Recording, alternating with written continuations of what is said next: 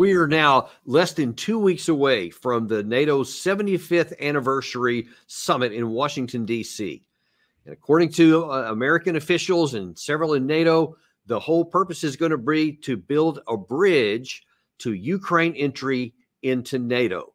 Now, if you've been under a rock, or if you haven't seen any news for the last 2.5 years, Ukraine coming into NATO was the driving force behind why Russia invaded Ukraine and went to war on February 2022.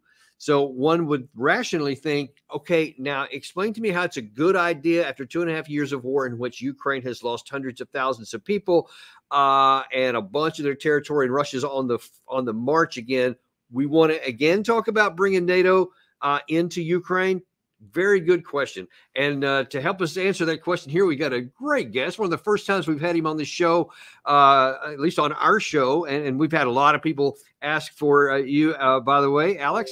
And that is Alex Cristoforo from the Durand. And first of all, just welcome to the show. Really glad to have you on. I'm very happy to be on your show, and it's a great honor to join you. And hello to everyone in the chat that is watching. This is going to be a good, interesting conversation that we're going to have on well, I really do think it is. And, if anybody who's been watching our show or your show for that matter, I think is aware that, we think it's a terrible idea, or at least I do, for very practical reasons. But I think that maybe there's not as much knowledge about why some people are opposed to it, and even why some of the people who are for it, what they claim as the reasons for it. And I think when you really unpack what both sides are saying, I view that a rational person would say, this is a really bad idea, just like we thought it was, and for these reasons, and so we should do something different. And so I want to take a look at a lot of the statements that you see coming out, especially of NATO itself, and definitely some American and British leaders. You always hear about the unity of NATO, and everybody's behind this, and they're all on the path of going towards, Ukraine, NATO, et cetera. But it's not really that way. It's not so unified, as a matter of fact. And there's been some increasingly number of strident and open opposition to this move coming out from some pretty senior leaders in the West. So there's some chinks in the armor, so to speak. And I want to look at some of those today. First of all, I want to take a look at Trump, because he's kind of the linchpin in this, or could be, depending on how the U.S. election goes this November. He has been kind of out front about saying he would do some things, but here of late he made it a little more stark. Here he was just a few days ago talking about this war. I think Zelensky is maybe the greatest salesman of any politician that's ever lived. Every time he comes to our country, he walks away with $60 billion. I will have that settled prior to taking the White House as president-elect. Well, I'm not sure he's going to have it settled before it comes in, but this is what he said on CNN a couple of months back, where he very point blank said what he would do if he wins. If I'm president, I will have that war settled in 1 day, 24 hours. How would you settle that war in 1 day? Because I'll meet with Putin, I'll meet with Zelensky. They both have weaknesses and they both have strengths. And within 24 hours, that war will be settled. It'll be over. It'll be absolutely over. Do you want Ukraine to win this war? I don't think in terms of winning and losing. I think in terms of getting it settled so we stop killing all these people and breaking down this country. Now, that was one of the big, I think, eye-opening things to a lot of people when Trump wouldn't say, I want Ukraine to win, because that's literally a mantra in the West, among the NATO leaders especially. But he said he actually just wants the war to end. When he said that, what were your thoughts in terms of his focus? I thought that was a great answer, actually. I thought that was the right answer for Trump to give, for any leader to give. CNN was trying to bait him. Do you want Russia to win? Do you want Ukraine to lose? It's just such a childish question. But Trump answered it correctly. Whatever your feelings about Trump, that question, he hit it out of the park. That answer to that question, he hit it out of the park. Yeah, I thought so too. But I think it's instructive that his focus is on ending the war, not on making sure Russia loses, because I think there's this literal obsession in the West that says, hey, we just want Russia to lose and we want Ukraine to win, without really much thought about how we get there. Yeah. Well, Russia's not going to lose. That's obvious now. We're 2+ years into this. Russia is not going to lose. The West right now, they're aiming for a best case scenario where they can perhaps freeze the conflict. That's what they're trying to figure out. How can we get this to some sort of freeze and then spin this as some sort of a victory? I think in the West right now, there is a common understanding, a realization that Russia is not going to lose this war. Even if a lot of Western leaders may not want to believe that, even if Blinken and Sullivan and Biden may not want to believe that, they deep down, I think everyone understands that Russia's not losing this thing. The correct answer to that type of question is that we need to end this conflict. We need a ceasefire. And the interesting part about that answer from Trump, if you take it further towards the NATO conference that's going to be taking place in DC, the beginning to ending this conflict, the beginning to open up negotiations, to start talking, is Ukraine does not get into NATO.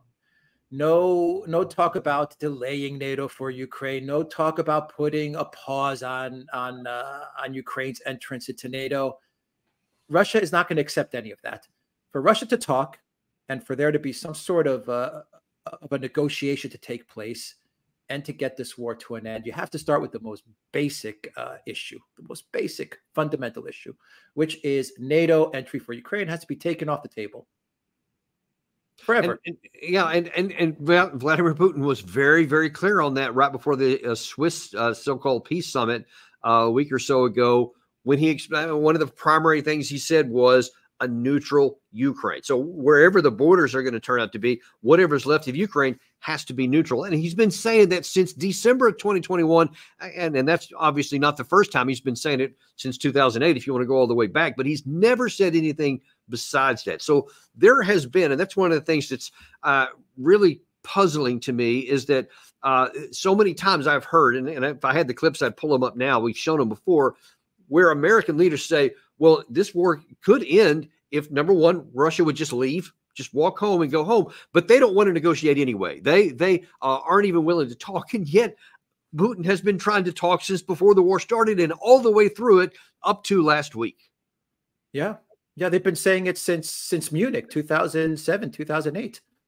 This is Russia's red line. When a lot of analysts, they always talk about how so many red lines for Russia have been crossed and Russia has not done anything. That's not true. A lot of red lines have been attributed to Russia, but when it comes to factual statements that the Kremlin has made about its red lines, the first red line that they talked about going back many, many years, as you just said, is Ukraine does not enter NATO.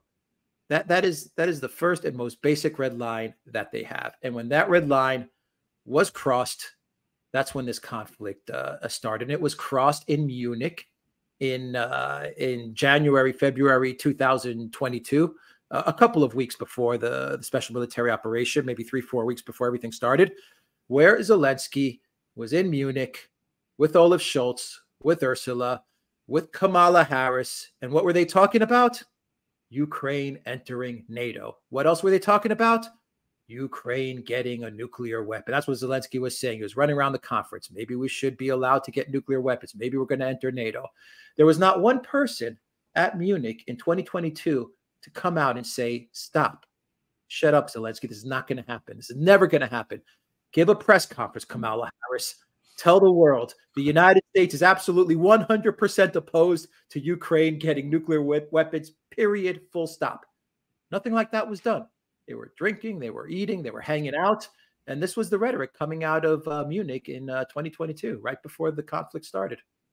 Right. And you know, and obviously it goes back even further than that, because and here's one of the things that I found interesting in terms of whether you're going to believe Russia or not. And in the NATO Bucharest summit in 2008 is when they first formally said Ukraine and Georgia were going to come into NATO. And then it was later in 2008 that all of a sudden Russia used limited military force on a couple of South Ossetia and another province in Georgia that showed very clearly you are not coming into NATO. So it was limited use of force. They didn't try to take over the whole country, etc. But to me, it's like he very plainly said, I mean what I say when those aren't coming into NATO. And I thought maybe that was going to be it, but it didn't work out that way.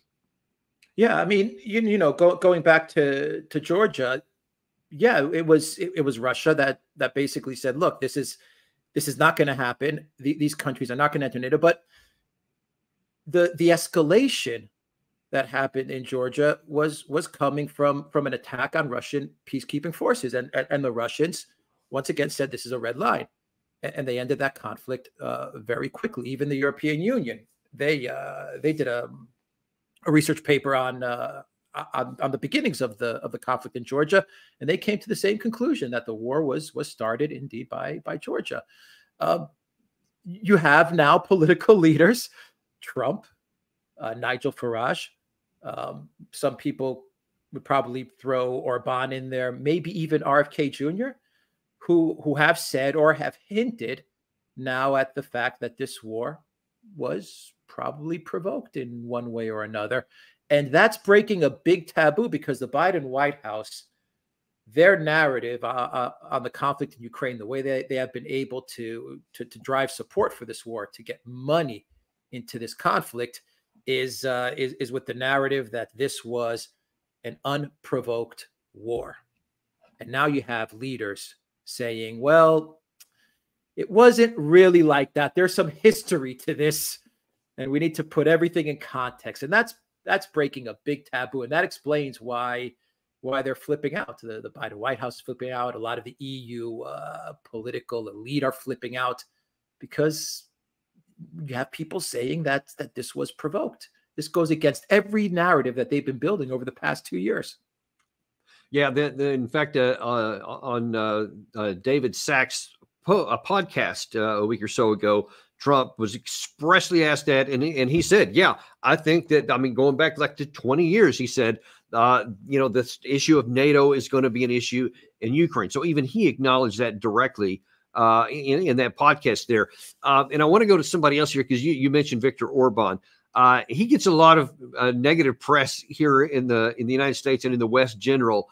And I'm going to show you, first of all, some of the things that he's been saying, but I'm going to put some things in context. And I think context is so important because the narrative, at least in a lot of the United States, is that Orban is a right-winger and that he's some kind of a danger, and it's irrational for him to not care about Ukraine. Doesn't make any sense, which means there's something wrong with him, etc. But when he has had a chance to actually speak and to give a reason for his views, all of a sudden it sounds a lot more rational.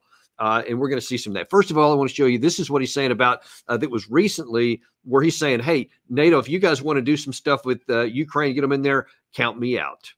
Azt látom, hogy Magyarországnak mindenképpen ki kell maradni abból az akcióból, amit a NATO úgy hív, hogy a NATO ukrajnai missziója.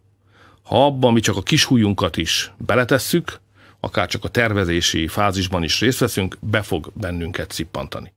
So, first of all, he's pretty sharply focused on keeping his country out of war. One of the few that actually thinks about the consequences of all of this action that NATO is doing in Russia, not just in Ukraine.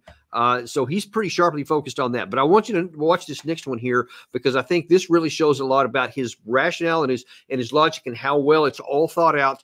And frankly, it's very, very rational. On the war issue, you should know that Hungary has a very unique situation in this whole war, because Ukraine is not a country far away. Ukraine is our neighbor. Second, we have minorities, ethnic minorities living in Ukraine, 200,000 something, and they are part of the war. They are conscripted as soldiers to the Ukrainian army, and they die. So we lose lives daily, Hungarian lives as well. So therefore, we consider this whole situation from a special angle. So we do not belong to the mainstream European approach. And my position was, or the position of Hungary was, the very first moment, that this war is the failure of diplomacy. it should have never happened, that war outbreak. So looking what's going on the front line, for us, it's obvious that the battlefield solution does not work. So whoever right and whoever not, you rightly describe the situation that Russia invaded Ukraine, but the question is not who invaded whom, the question is what will be the next morning. You know, the next morning, the fact is that more and more people will die, and there is no chance to have a victory on neither side. But do you really think there is no chance of Ukraine winning? That's and my surely point. they stand very little chance of winning without the aid which you are currently blocking. No, my position is that looking at the reality, looking at the figures, looking at the surroundings, looking at the fact that NATO is not ready to send troops, it's obvious that there is no victory for poor Ukrainians on the battlefield. He said two things in there, aside from explaining that, look, we're on the border with Ukraine. Our people are dying. There's 200,000 Hungarians, ethnic Hungarians inside Ukraine. So we care a lot about what that happens. We don't want the war to expand. So I think that right there set a good stage. But he said two things in there that I'd like to get your views on. First one was that he said this war shouldn't have ever happened. It was a failure of diplomacy. What do you think he means by that? I think he's talking about the various opportunities to just say that Ukraine is going to remain out of NATO. I mean, I think it was the most basic of blunders. You know, Russia has been approaching the United States for a while now to get a new security architecture in Europe, and they've thrown out many ideas and many proposals towards the Biden White House, and all of those proposals have received little to no answer. And then you got to the most basic of questions with regards to Ukraine, which is the NATO question. And when Russia said, look, we would like a new security architecture in Europe, what we have right now in place does not work for us, does not work for Europe. It doesn't work for Eurasia.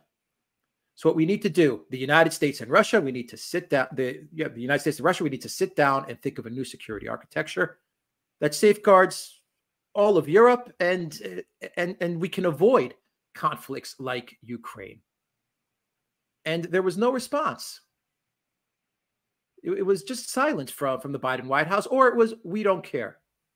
This doesn't interest us, a new security architecture. We're going to continue to push on with whatever policy we have in mind.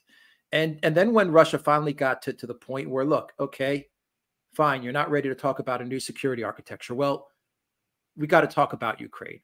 We got to talk about the rhetoric coming out of the Zelensky government. We got to talk about talk with NATO and Ukraine entering NATO. This can't happen. And once again, the Biden White House refused to enter into dialogue with Russia. And to make things worse, the Europeans refused to talk about Ukraine and NATO. And keep in mind, the Russian administration, they never said no to Ukraine entering the European Union. Yeah, it was just confined at NATO. Actually, they were fine. Ukraine can enter the European Union. Now, I believe that's off the table. I don't think that's going to happen. But 3-4 years ago, it was just at NATO. Now, let me ask you this, and perhaps more along the lines of what Viktor Orban was saying there about a failure of diplomacy. In 2015, so still during the Obama administration, there was the Minsk agreements, which were signed by France, Germany, United States, I think it was, and certainly Ukraine. It's maybe not the United States, sorry, but those ones especially France and Germany, as we have found out subsequently. But it appeared to me at the time, and it was actually celebrated quite a bit at the time, that there was a path to a peaceful resolution of the whole thing after Russia had annexed Crimea and all of the craziness that happened after the 2014 Maidan affair. Why do you think that the West was not willing to take the win, so to speak, and let things just kind of settle in and have a normal relation between them? I don't know. They were building up for war. That's the only answer that I can give, because when you look back at the Minsk agreements, what did they say? They said that Ukraine pretty much remained whole with the exception of Crimea. And Crimea, they had the vote. They decided Russia's our path. Fine. But Donetsk and Lugansk were going to remain as autonomous republics, autonomous regions within Ukraine. And Ukraine was going to remain whole. And Russia was not going to block any Ukraine path towards the European Union in the Minsk agreements. So, I mean, when you look back at the Minsk agreements, that was a great opportunity to diffuse all the tension in and around Ukraine. But the West took a different view of the agreements. They saw it as an opportunity to build up instead of de-escalate. And that's what they did. And we've had many interviews over the past couple of years of Angela Merkel saying exactly that. And I think Putin, being someone who speaks fluent German, who lived in East Germany, who understands Germany, I think he's fond of Germany. I think he has a liking towards Germany. I think the fact that Merkel, as Germany, admitted that, the Minsk agreements for us was just about buying time so we can build up Ukraine's military for some sort of an eventual conflict. I'm paraphrasing what she said, but she said something along those lines in about 3 separate interviews, as has Poroshenko. Poroshenko has said the same thing. I think that really got to Putin. I'm sorry, for some of our audience who may not know, who is Poroshenko? Poroshenko was the president of Ukraine during the time of the negotiation. Yeah, before Zelensky. Actually, Zelensky beat him out in the elections. I think it was 2017 elections. But yeah, after the Maidan and after the caretaker government, which was led by Yatsenyuk, they had the elections where Poroshenko took over. So there was every opportunity to have this result off the table. And can you imagine, looking back now, if all of those people, hundreds of thousands now in Ukraine who are dead, and how many cities have just been turned to just dust and rubble, all of which would still be alive today and whole if we had just agreed to that. Nobody would be enslaved to anybody. They would have been able to live their own lives, have economic opportunities with the West. And that's all gone now because we just wouldn't take the win. Yeah. And the Minsk agreements, actually, everything around the Minsk agreements completely debunks the narrative that Putin is going to invade the rest of Europe once he's done with Ukraine. Because Putin resisted for a good 10 years with Donetsk and Lugansk. He didn't want to incorporate them into right. Russia. And he resisted it. And he came up with the Minsk agreements, which said, no, Donetsk, Lugansk, we're gonna give you some autonomy. You'll be able to speak Russian. You'll have certain protections with the Russian language and Russian culture. I don't think that's anything unreasonable. And you're going to be part of Ukraine. It was a great deal. It really was, especially in light of what we have now. It was a great deal. The other thing that Orban said there, I thought was really telling, and it's certainly something we've been talking a lot about on this channel, had lots of military experts to validate. He said, look, there is no path to a military victory for Ukraine. Whether then the interviewer there toward the end of it said, yeah, but if the aid you're blocking and withholding at the time, and he said, no, you don't get it. It doesn't matter with or without the aid. They're not going to win. So why would we want to go down a path that's just going to get more Ukrainians killed and at the end of the day won't save any land either? And that's one of the biggest things that I think that, at least up to the moment, a majority of Western leaders can't get their head around. Yeah, I agree with you on that one. The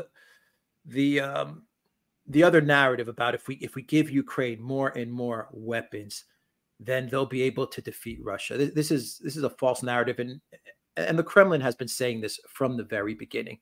They have been saying the more weapons you give to Ukraine, all it's going to be doing is prolonging the misery. That's all it's going to be doing, and that's all it has accomplished. And Orban was correct to say, outside of NATO troops in Ukraine. And when Orban means NATO troops, what we're actually talking about is U.S. troops. There's going to be no European troops in Ukraine without the United States. Yeah. That's not going to happen, never going to happen. So what he's talking about is U.S. boots on the ground in Ukraine. And the problem with that is once you have U.S. boots on the ground, the risk for nuclear war is almost certain, in my view. Yeah, exactly. So Orban sees this.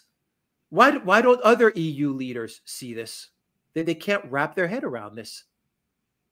And I don't get that. It's genuinely, it's not hard to see. If you have any knowledge of military history or even contemporary understandings of how combat power is built at the national level, there is no rational viewpoint that says that, the Western side, the Ukraine side, is going to win, or that it can reverse the situation, because you have to, first of all, nullify everything Russia is doing with itself and now its allies in both Iran and North Korea. Russia by itself could probably do this with their natural resources, but now you add that other stuff. There's just no path. And yet Americans are still not, and Western leaders just either can't wrap their heads around it, or they're just going to stay with their head stuck in the sand and just ignore it and just somehow hope it goes away. I'm not sure which it is. Yeah, they just refuse to acknowledge it. Maybe they do know it. They just refuse to acknowledge that they've lost this and that they're going to have to come to some sort of ceasefire, because for them to acknowledge that the last 2-3 years has been for nothing. I mean, so many hundreds of thousands of people dead. And all the promises that the political elite, especially in Europe, made to their people, to their citizens. We're going to defeat Russia. We're going to remove Putin. We're going to Balkanize Russia. Many European leaders were talking about the Balkanization of Russia. They held conferences, events at the European Union headquarters centered around dividing Russia into 6 different countries. Where was the Biden White House to say, guys, in Europe, stop. This is crazy. This is not the message we want to give to Russia. This is not what we want to tell Russia that we're planning to do. What are you guys doing holding events talking about balkanizing Russia at the European Union headquarters? I mean, all this talk, all this rhetoric about destroying Russia that the European Union leaders have been talking about, the inflation, the rising energy costs, everything that they've done, for them to now go back to their citizens and say, well, we lost this. We're going to have to negotiate with Putin. For them, they can't stomach it. Well, yeah. And here's the thing, whether they can or can't stomach it, eventually they're going to stomach it, whether they want to or not, because the battlefield realities will eventually overcome spin and your unwillingness to look at reality. But there is some movement already. You mentioned a minute ago, Nigel Farage, and for those who may not have seen it, here's what he said that caused a lot of waves in Europe 3 days ago. I got up over 10 years ago and said that I felt the eastward expansion of NATO and the European Union would be used by a dangerous dictator as a reason to go to war in Ukraine. I said, don't poke the Russian bear with a stick, because if you do, you'll get a very predictable result. Now, in case anybody thinks that that's revisionist history, here is what he said 10 years ago. Amongst the long list of foreign policy failures and contradictions in the last few years, including, of course, the bombing of Libya, the desire to arm the rebels in Syria, has been the unnecessary provocation of Vladimir Putin. This EU empire, ever seeking to expand, stated its territorial claim on the Ukraine some years ago. Just to make that worse, of course, some NATO members said they too would like the Ukraine to join NATO. We directly encouraged the uprising in the Ukraine that led to the toppling of the President Yanukovych, and that led, of course, in turn to Vladimir Putin reacting. And the moral of the story is, if you poke the Russian bear with a stick, don't be surprised when he reacts. Now, just to continue with that, today we are rushing through an association agreement at undue speed with the Ukraine, and as we speak, there are NATO soldiers engaged in military exercises in the Ukraine. Have we taken leave of our senses? Do we actually want to have a war with Putin? Because if we do, we're certainly going about it the right way. Well, it's hard to argue with him 10 years ago, but and yeah, he could have said that like yesterday, and it would just been just as valid, if not more so. Yeah, he's been consistent, hasn't he? And he's no fan of Putin. It's interesting to see the UK mainstream media smear him as being some sort of Putin stooge or Kremlin puppet. Yeah, he's no fan of Putin. He doesn't like Putin at all. It's obvious. Every time he mentions Putin, he says the word dictator and stuff like that. But he did realize that if you continue to provoke Russia, if you continue to poke the bear, then the bear is going to react. And that's exactly what happened. He saw this 10 years ago. So many people saw this miles away. They saw that this was going to happen. But for some reason, something got into the heads of the Biden White House. Even Obama, with everything that happened in Ukraine, with the coup where he was president during the coup, and everything that went down with Crimea, even Obama, when he was being pushed, said, no, we're not going to escalate this further because Russia has escalatory dominance in Ukraine. And this thing's going to get very, very ugly, very bloody. We don't need this. Even Obama recognized that. For some reason, the Biden White House and this foreign policy team that he has assembled, they despise Russia so much. They hate Russia so much. They got this idea in their head that this is the time. Now is the time where we can destroy Russia. We can destroy the Russian economy. We can get to some sort of collapse in Russia, get to some sort of regime change with Putin, and we can use Ukraine to help us achieve that. I don't know whose idea this was. I don't know how they came up with this, but there you have it. Yeah. And, I mean, let's just add to the bizarreness of it another level, since you brought up the Biden administration and Biden himself. If the clip I'm about to show you, which was a few weeks back, I believe it was, if this had been like in the first 3 weeks of the war, you might have been able to say, okay, well, I kind of get the emotion of that. But given that this came just very recently, and after the whole of 2023, when after everything that we gave to the Ukraine side, all the training, all the intelligence support, thousands of military vehicles, millions of rounds of ammunition, and again, the training that we allegedly gave them, the top-notch stuff, they literally broke their teeth on the first line of Russian defense, never penetrated it fully, and then since that time, they've been pushed back. In light of all that, this is what President Biden is saying to Ukraine. You haven't bowed down. You haven't yielded at all. You continue to fight in a way that is just remarkable. Just remarkable. And we're not going to walk away from you. But we're still in completely, thoroughly. Thank you. And then in case anybody thinks, well, maybe they want a frozen conflict. Maybe they think that if we just fight enough that we'll turn things around, but at least we'll keep it steady. Well, here is Jake Sullivan saying something rather different. Of course, Ukraine can win. Of course, Ukraine has already succeeded militarily in one of the most profound objectives it had, which was to keep the country from falling into Russian hands. It has already done that. And Ukraine can go further in retaking territory that Russia has occupied.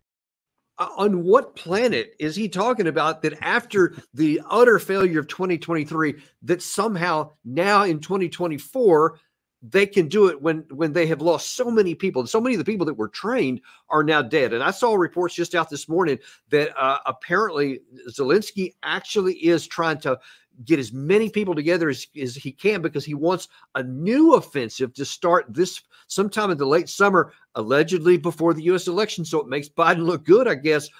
But Alex, that's suicide for them, especially now. Yeah, the reports are that during the NATO conference, Zelensky is going to present NATO with new battle plans. Those are the reports that are coming out. We'll see. It's crazy. It's madness. But, Sullivan, he's sneaky. He is sneaky because, he says he attributes the objective of Russia was to take Kiev and to take Ukraine. And you always get that narrative that Russia's goal was to capture Kiev in 3 days. Russia never said that. The Kremlin never stated their goal was to capture Kiev. Never once has there been one statement from the Kremlin saying what their goal was during the first day, the first month, or the first three months of the conflict. The goals that Putin outlined were the demilitarization, denazification, goals that he said in a speech when the special military operation got underway. As far as, taking Kiev, and Ukraine managed to already be successful by preventing Russia from taking over Kiev and the country. That's fiction. That's fiction. Sullivan is attributing what he believes Russia wanted to do, and he's projecting that onto Russia. Russia's goal, in my opinion, I think it's pretty clear what Russia wanted in the first days of the conflict. They wanted to get to the negotiating table. That's what they wanted. And they got to the negotiating table until Boris Johnson flew into town. So Russia almost got the ceasefire that they were hoping for, and they almost got the neutrality of Ukraine and no entrance into NATO. And the deaths and the dying would have stopped on all sides. Yeah, it would have stopped at the end of March, early April. Yeah, absolutely. So Sullivan, I always think of Sullivan as the president of the United States when it comes to foreign policy. For me, I listen to him. I follow his statements, and it seems, if I had to take a guess as to who is directing and running foreign policy in the United States, I would say it's Sullivan, 100%. That's my guess. Well, I've heard that from people who have worked with him in the past that he's an incredibly intelligent person, very smart. Even though some of the things that he says, like to me, like that, what they're like, of course they can win. I'm like, are you insane? Of course they can't win. On what planet are you living? But they say he's very smart, so one has to wonder what he's trying to use these words to manipulate. But there's no good end to this. So if he is that smart, I don't know where he thinks he's going to go. I imagine Sullivan being someone who comes from a campaign background. From what I understand, he has been a campaign manager, and he's been involved in campaigning on the side of the Democrat Party. I think one of his major concerns is, how do I keep Ukraine afloat up until the elections? So I think he's really thinking. Now, there may be some truth to that. Yeah, that may be an attainable objective. If you take morals out of it and you don't care about the people dying on the Ukraine side, yeah, you can get there. I guess that's an attainable objective potentially. Yeah, I mean, he's gotten it this far, and all he needs another 4 or 5 months to keep Ukraine going. The one problem that they have, that the Biden White House, I believe, has, is that the American people and Congress, because of pressure from the American people, they're not going to give any more money. I don't think there's any more money in Congress with the approval of the American people to go to Ukraine. So I think that's the one big dilemma that he has. How do I keep this thing going? How do I keep the money going? Because the appetite from Ukraine and from the Zelensky regime is just off the charts. I mean, they're burning through the weapons. They're burning through the money. They're burning through the manpower. They're losing soldiers on a record level every day. If you go by the reports from the Russian Ministry of Defense, they're losing, if you believe, this is the Russian side, but if you believe their numbers, Russia's saying around 2,000 plus or minus every day over the past couple of weeks.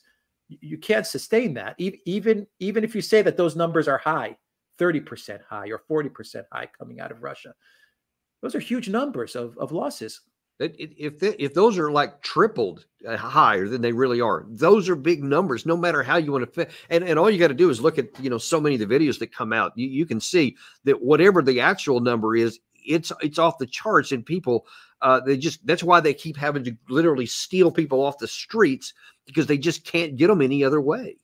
Yeah. And if you're Sullivan and you're looking at all of this, you're saying, look, I've got 5-6 months, whatever, till the elections. I'm not going to be able to tap into more money. What do I do with the problem with troops? How can I get the Europeans more involved?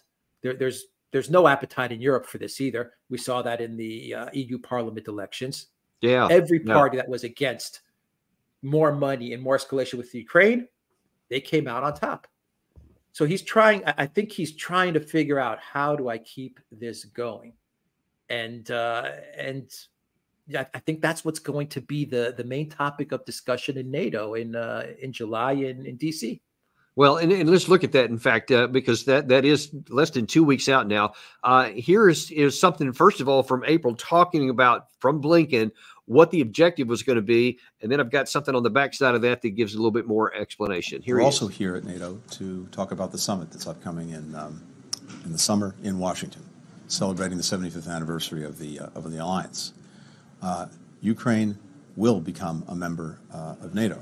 Our purpose at the summit is to help build a bridge to that membership and to create a clear pathway for Ukraine moving forward.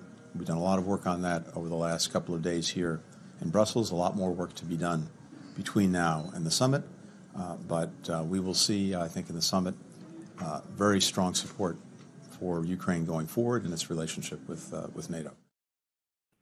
Okay, I don't...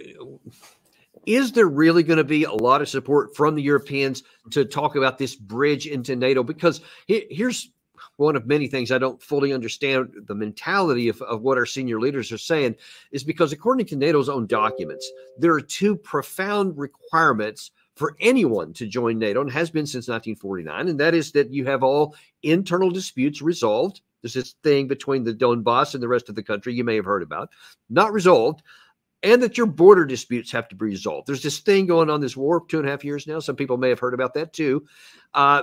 Those aren't going to be resolved within probably anybody's lifetime that I can imagine in the near-term future, unless Russia completely rolls over and wins a complete military victory. But short of that, there's no rational path even for that to be resolved. Ergo, why are we talking about a bridge to allow Ukraine in? Doesn't this hurt NATO, if anything? Because, as you said, they're going against their own doctrine. So if Ukraine gets some sort of path into NATO, does that mean that everything has changed? Every country now that has some sort of a dispute within their border. I mean, now they can apply to enter NATO. Have the rules changed? The same carries over to the European Union. They're starting accession talks with Ukraine. Are you crazy? Are you guys out of your mind? How is the European Union going to absorb this broken down, bankrupt economy called Ukraine? How? It's impossible. Ukraine does not fulfill one single requirement to enter the European Union if you go by the book. And the same holds for NATO. But they're throwing the books out the window. Nothing applies anymore. All of this, at the end of the day, this is what's going to lead to NATO's, if there is going to be a NATO collapse or downfall, it's this that leads to NATO's downfall. The fact that they don't even honor their own doctrines. They don't even look at their own rule books. Yeah, and it's like you said. I mean, it's just self-inflicted as it can be. And here's a little bit more explanation from the Assistant Secretary of State, I think it is, James O'Brien, talking about this bridge, because people were asking, well, what is this bridge he's talking about? Check this out. What the president said, and if I could just paraphrase, he said he doesn't believe in Ukraine joining NATO now. So our position really since Bucharest in 2008, but reiterated in Vilnius, is that Ukraine will be in the alliance when conditions allow. And the president was referring to this summit in July. And I think interpretations began to run away from the words. So that's our position, is in July, we will build a bridge for Ukraine into NATO. And that bridge will be short and well lit and well supported, unimpeded. It'll be clear that Ukraine needs to undertake some reforms, and it will not undertake some reforms. Some reforms. That's an understatement. Some reforms. This is just political mishmash from this guy. Well-lit bridge and all of this stuff. This is just political talk that he's throwing out there. The Russians hear this stuff, and that's when they realize we're not dealing with a serious administration. Period. End of story. The message that the United States has to send out, whether it's a Biden White House that gets reelected, God help us, or a new administration, the message that it has to send out is, look, let's begin negotiations, and we're going to start from the point where Ukraine does not enter NATO. That's where we're going to start. and then we can build on the territory and everything else. But they have to start there. The Biden White House, they just can't get there. It's obvious they can't get there. They're not going to enter NATO, but we'll build a bridge and it'll be well lit, and cars will be passing over the bridge, and bicycles will be passing over the bridge. And they're just talking all of this nonsense. What they need to say is no NATO for Ukraine. They can't do it. They can't bring themselves to do it. And here's additional problems with that. Not only are we not doing that, that gets back to what Orban said. It was a failure of diplomacy that led to the war in the first place, and it is a even more egregious failure of diplomacy now. We're not even talking about those kinds of things. The only thing we talk about is more military components. And so, first of all, you had Biden a month or so ago secretly allow Ukraine to use our weapons to strike deep into Russian territory. Over the weekend, we saw one of those missiles misfire or be shot down or whatever, but it landed on a beach and killed a lot of Russian civilians, which now has prompted threats, or I'm sorry, promises. It's a little different from the Russian side, that there will be some kind of consequences. We're waiting to see what that's going to turn out to be. And then here's what you see some of the so-called elite in Washington saying, hey, here's what we can do. That's the stuff that we've done with that so far. That ain't enough. Let's make it farther. The administration isn't coming clean about what's actually happening here. You see that bright red area there across from Ukraine? That is where we can fire HIMARS, or what they call guided multiple rocket launchers, into that. That's 75 kilometers into that. But see all the gray area outside of that? That's the Russian sanctuary where we cannot fire. That's all Russian territory. All the air bases that Russia is using to bomb Ukraine are largely in that area. Those are those little white circles there. Their ground bases, their logistic bases are all in that area. And the administration has told Ukraine they cannot fire the weapons that we've given them. That is absolutely makes no sense. And it's really handcuffing them in their ability to protect their own people, but also in their ability to bring down the military capability that Russia has. Ukraine, we can turn the tide in their favor, and the administration has got to stop handicapping them. Alex, this is a retired 4-star general. He was the deputy chief of staff of the United States Army. Just went out there on national television and said, we can turn the tide on the Russian formation, on the Russian forces, by just throwing a few more missiles even deeper into Russia.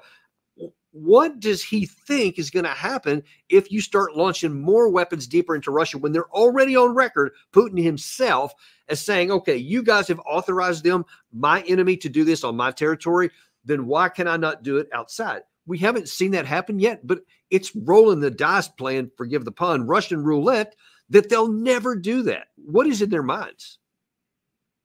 Lavrov has said on multiple occasions that if for every escalation towards Russian territory pre-2014, we're just going to need to push you back further and further, which means we're just going to have to move further and further west towards Ukraine in order to build more of a buffer zone.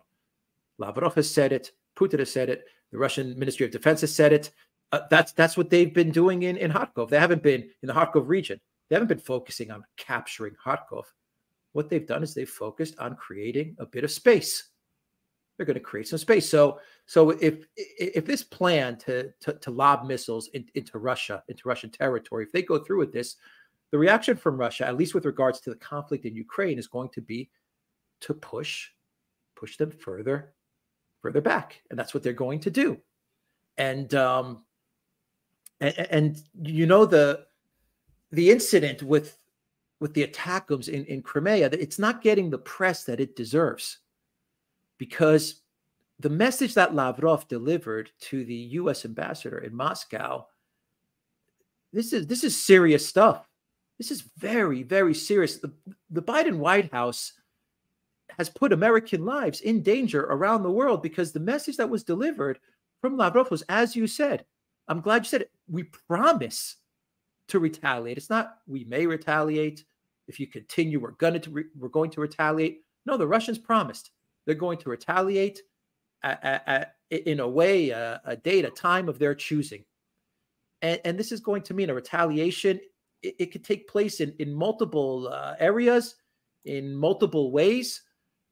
It could happen in the Middle East. It could happen anywhere. And this, I think this really freaked out the Pentagon, because right after that, that warning, that promise was delivered to the U.S. ambassador in Moscow, Austin called up Belousov, the Russian defense minister, and we don't have much of a readout. Yeah. So I think the Pentagon took this seriously. This was a big mistake. This ATACMS and everything that happened. This was not the right way to go about this. The Biden White House, whoever was organizing this, or whoever gave the Ukraine military the green light to do this, this was a terrible mistake that they made, and there is going to be a retaliation. And this worries especially me, given that it's right on the heels of the NATO summit, where they're going to have to, if they're going to continue to be consistent, the Western side is they're going to have to be talking more belligerent, anti-Russian kinds of things that's going to make more threats to the Russian side, which is not going to make them, I don't think, want to back down. And what do you say to that so many, Jack Keen's one of them, there's quite a few others who say you just got to push harder on Russia and then they'll back down? Everything that he says to me, including this statement, I've listened to his statements in the past, but this statement about if we just push harder, if we just give Ukraine the weapons and the green light to strike this gray area of Russian territory, it's going to make the difference. This is just a repackaged wonder weapon narrative. Instead of it being a weapon, it's now the ability, the green light, the permission to hit Russian territory. Oh, well said. Well said. It's not going to change the war. It's not going to change the trajectory of the war. HIMARS didn't do it. ATACMS are not going to do it. The F-16's not going to do it. The Javelins didn't do it.